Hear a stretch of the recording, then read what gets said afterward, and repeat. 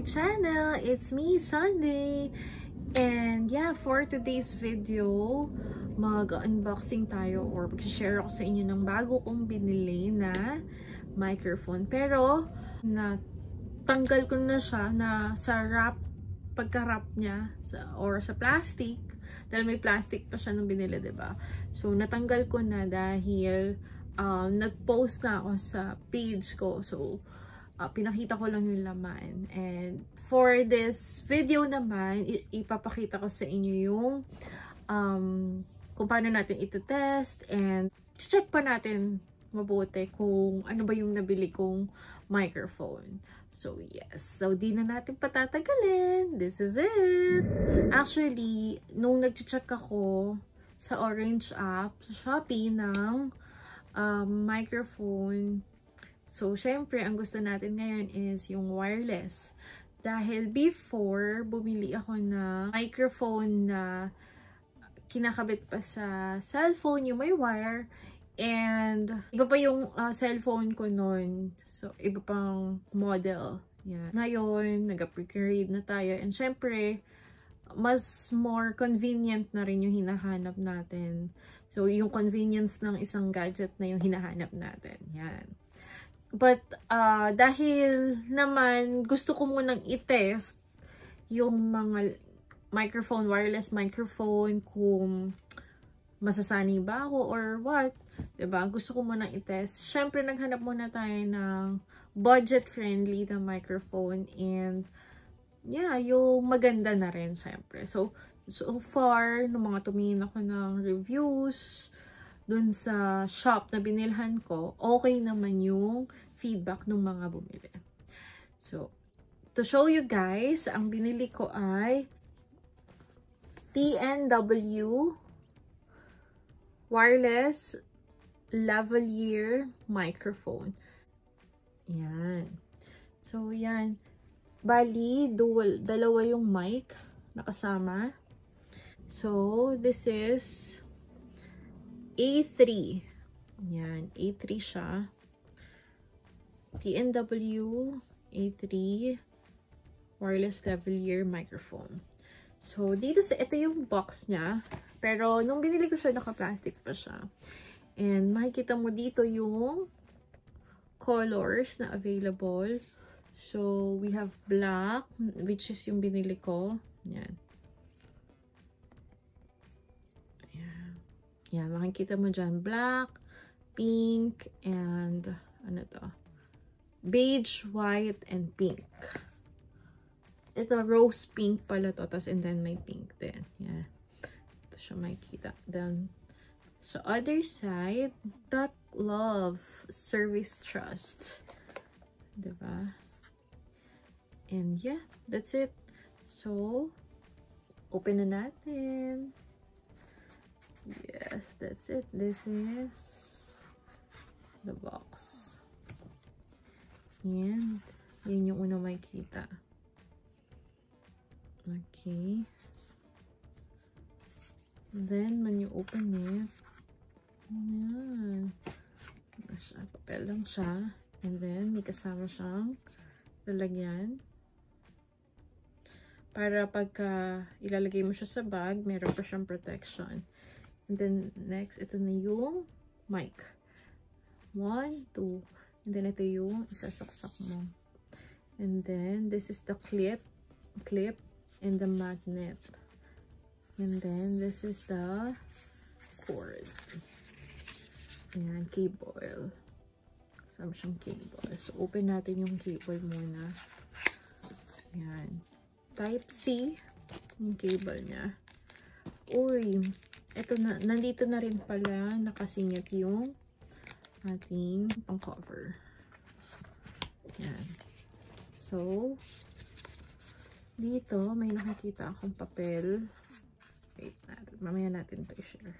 So, dito may papel sa loob, which is yung user manual. Yan. Sa user manual, nandito yung introduction. Ayan.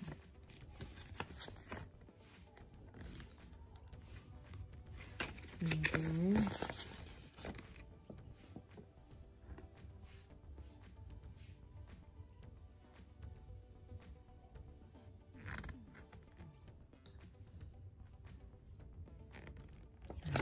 Okay? Tapos, nandito na rin sa user manual, nakalagay dito yung list. Sa packing list, yan. Ang nakalagay dito is content of packing, microphone, transmitter, receiver, charging cable, user manual.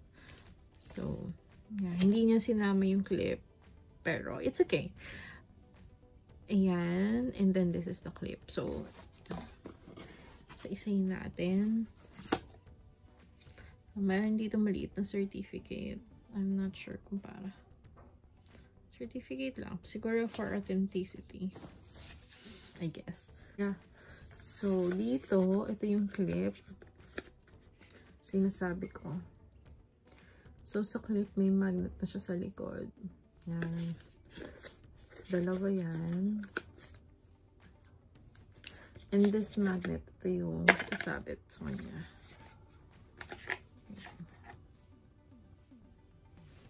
So, this one, the microphone.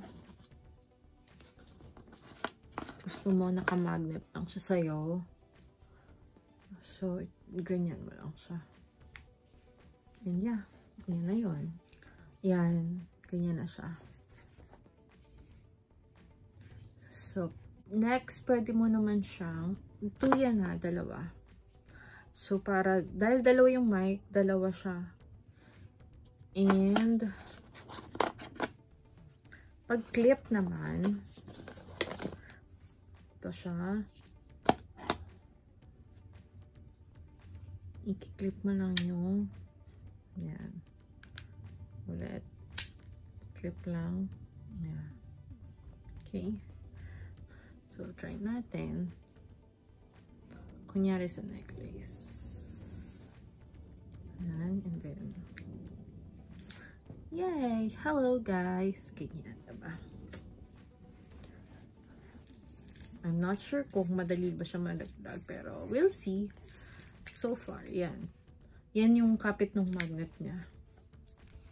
And kung sa damit, yan naman.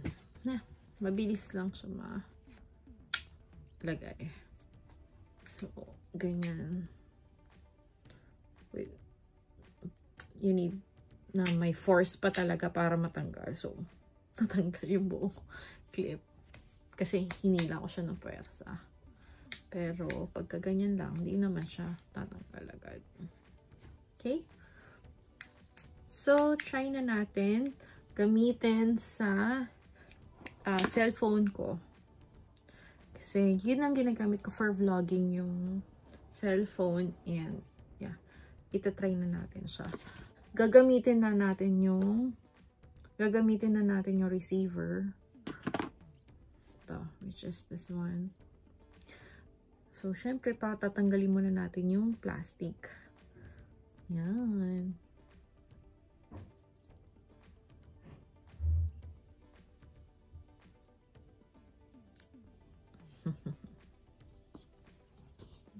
Next one.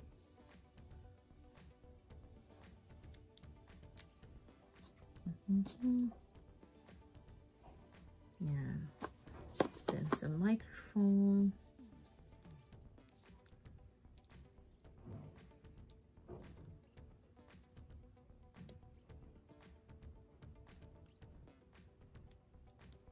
The other mic.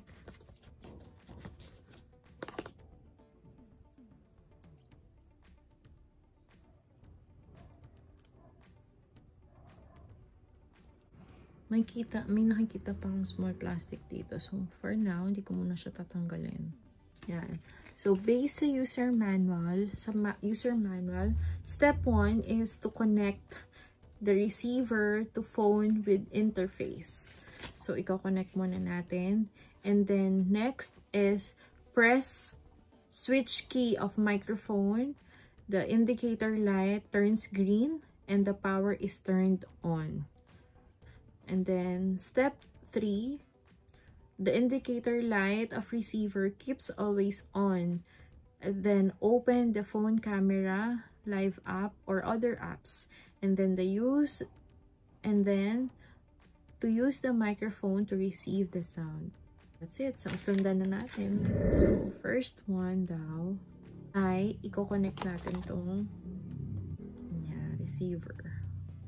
Let's try dahil ako po ay naka-type C. Lalagyan natin yung type C. Wait lang.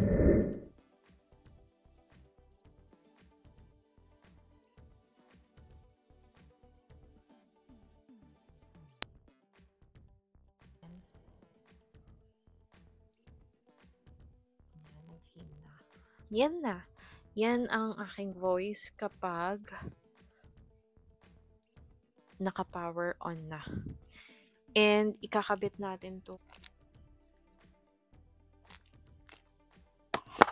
Ikakabit natin to.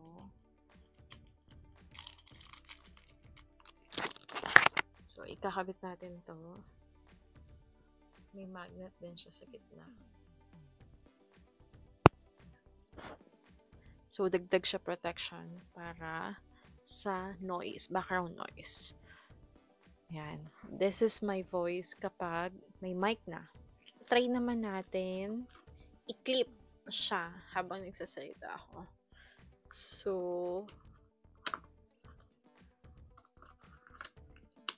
this one, gagamitan natin ng clip. Yan. Ito yung clip, diba? So, gamitan natin ng clip. Gamitan natin ng clip dito. Yan. Yan na yung magiging voice ko pag naka-clip yung mic. So, meron pang isang mic. Dahil dalawa siya, i-test din natin kung gumagana. So, before ako mag-record ng video, hindi ko pa natetest tong mga mic na to. So, this is an actual trial for the product or for the item. So, dito natin malalaman kung talagang sira. So, and malalaman nyo din, share ko sa inyo, malalaman nyo din kung sira. Kasi sa other reviews, which is sa other, sa other seller, may mga nababasa ako na hindi gumagana isang mic pag dalawa yung binili mong set. So, check natin to ngayon. So, re-repeat ko lang to.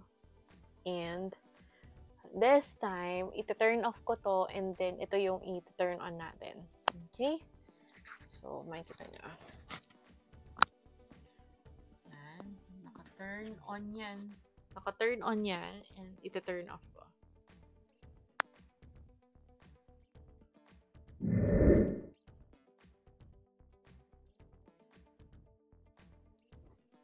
Yan guys, naririnig niyo ba ako? So, yan na. Kung gumagana man to, so dapat naririnig niyo na ako. And, dalawang mic na gumagana. Tatry naman natin i-magnet lang yung mic sa damit ko. Yan. So,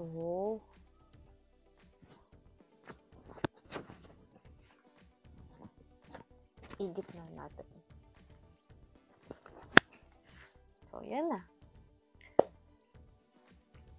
Naririnig nyo ba ako, guys? And, anong masasabi nyo? Diba mas better yung voice ko with the mic? And, nag-less talaga yung noise. Kasi may noise cancelling feature din siya. Kapag nasa area ka na maingay, or katulad nito, pag nag-turn on ako ng aircon, maririnig yung aircon kapag walang noise cancelling yung mic mo. Ngayon, tinanggal ko muna yung receiver para ipakita ko sa inyo na wala siyang power on button sa receiver mismo. Meron lang siya yung parang light dito umiilaw to indicate na magana siya. And dito, makikita nyo, dyan siya china-charge.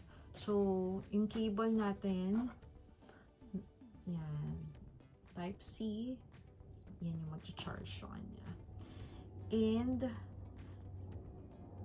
this one din, ito, dito rin yung for charger cable.